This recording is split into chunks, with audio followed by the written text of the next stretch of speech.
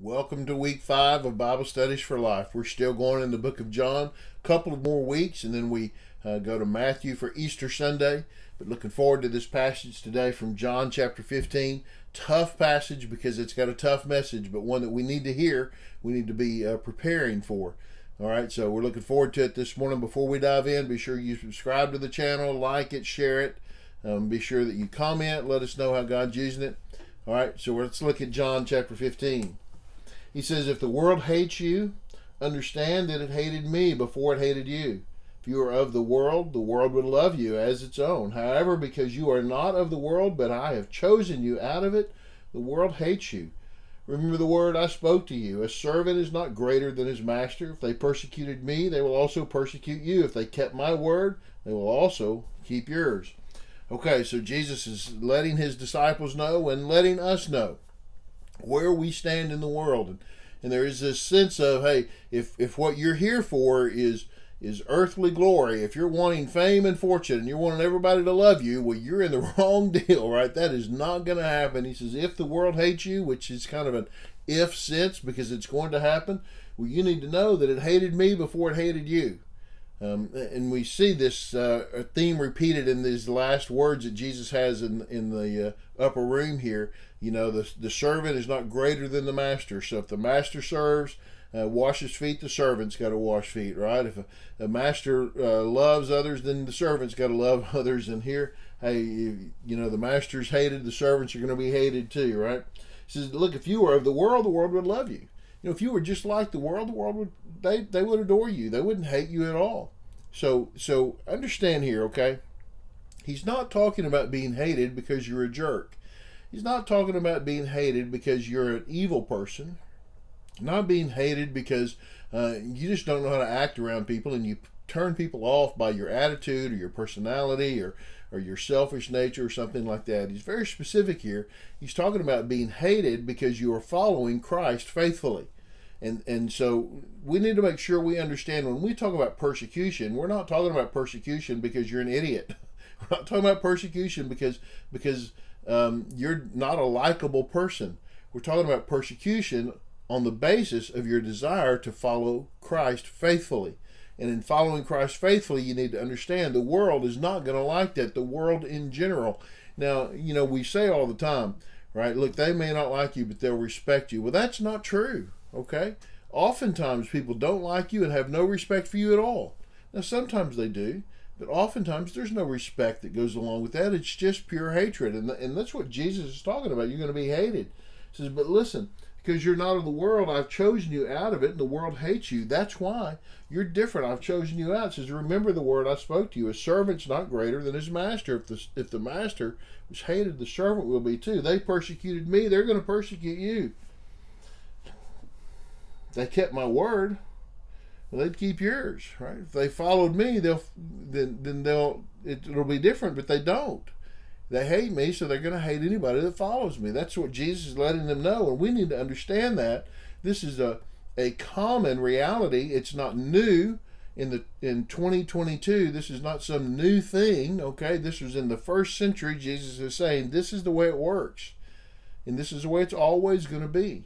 So you need to go ahead and get prepared for that mentally, emotionally, however it is. You need to prepare for spiritually the fact that there will be some who will not like you're taking a stand for Christ. Now you need to be very careful that the reason that you're being persecuted is strictly because you're standing for Christ and not for some other reason.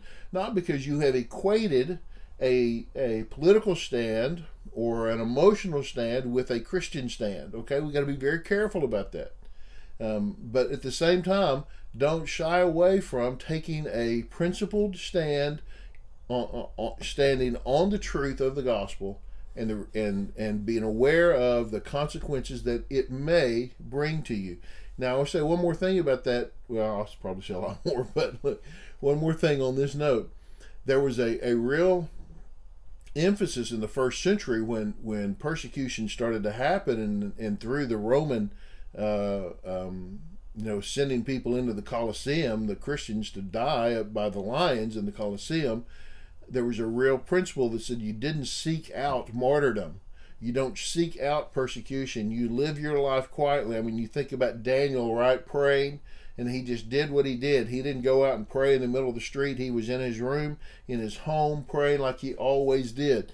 You do what you're doing, and if in doing what you're doing you fall under persecution, then that's okay, but don't go seeking it out. Don't try to become the popular martyr and all of that. You live your life, and if in living your life you suffer persecution, well, don't be surprised, okay? But they will do all these things to you on account of my name, because they don't know the one who sent me. If I had not come and spoken to them, they would not be guilty of sin. Now they have no excuse for their sin. The one who hates me also hates my Father. Okay. They're going to do these things, and I think it's important. They're doing these things to you because of Jesus, not because of you. Okay, it is a response to Jesus. It's their visceral response to knowing who Jesus is and understanding the impact that if Jesus is real, if Jesus is risen from the dead, if he died on the cross, then there are real problems, right? And if I haven't accepted that, then I'm in real trouble. So we're doing it. The persecution comes because of the name of Jesus, right? Because they don't know him. They don't know the one who sent me. They don't know God the Father, right? Now this verse, if I had not come and spoken to them, they would not be guilty of sin. But now they have no excuse for their sin. Jesus is not saying that they wouldn't be sinners. If you didn't know what sin was, you wouldn't be sinners. That's not true at all. Before the Ten Commandments, people were sinning, right? Ten Commandments didn't happen until Exodus chapter 20 when the Israelites are coming out of Egypt. Did sin happen before that? Absolutely. Absolutely it did. But you couldn't name it. You couldn't say, well, that's a sin, right? But sin occurred. Okay? In the same way, he's not saying that they weren't sinners, but now their sin has become seen. It's become recognized. It's clear and obvious to everyone, and so they have no excuse for what they're doing. If I had not done the works among them that no one else has done, they would not be guilty of sin. This is the same idea, right? If they hadn't seen those things, they wouldn't see themselves. They wouldn't have opportunity to make it so clear that what they're doing is sin. But they've seen the miracles of Jesus and have rejected them. They've seen Jesus raise people from the dead. They've seen him heal people. They've seen him feed thousands, and they've rejected him. And so now this sin is apparent. It's obvious, right?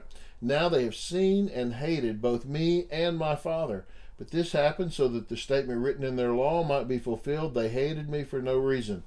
It's been shown, right? It's been made evident that they had no reason to hate. In fact, they should be falling at his feet, begging for his mercy, but instead they have persecuted him, killed him, and they're going to do the same to the followers, right? And you see, they have seen and hated both me and my Father. Jesus understood it wasn't just a rejection of him, but it's a rejection of the Father. If you reject Jesus, you've rejected the Father. It's part of that John 14 that we looked at, right? They are the one. Jesus is the way. So there's a sense here where he's trying to help them understand that this is not a personality thing. This is not an emotional thing. It is at its root a spiritual response, a spiritual rooted anger and hatred. He says, I've told you these things to keep you from stumbling. They will ban you from the synagogues. In fact, a time is coming when anyone who kills you will think he's offering service to God. They will do these things because they haven't known the Father or me, but I've told you these things so that when their time comes, you will remember I told them to you. I didn't tell you these things from the beginning because I was with you. Okay, I've told you these things to keep you from stumbling, to not think, well, why is this going so bad? We must not be doing it right if people aren't liking us, right? I don't want you to stumble. Just because people don't like it doesn't mean that what you're doing is wrong. You determine if you're doing it out of your relationship to the Father and through lining up with Scripture, not based on the response of people. Because people love it doesn't mean that it's right. Because people hate it doesn't mean that it's wrong. Does that make sense? And then I love this part where he says, look, they're going to ban you from the synagogues. In fact, a time is coming when anyone who kills you will think he's offering service to God. You know, I mean, it makes you think about Paul, right? I mean, he felt he was a servant to the Lord by going and killing believers. They were kicked out of synagogues. Paul was kicked out of synagogues multiple times, right? And people thought, we're protecting God's name. We're trying to, somehow protect the faith here. And in so doing, they were rejecting and hating Christ and Christ's followers. This is persecution. Not some of the other stuff that we think is persecution that's really not. This is persecution. All right?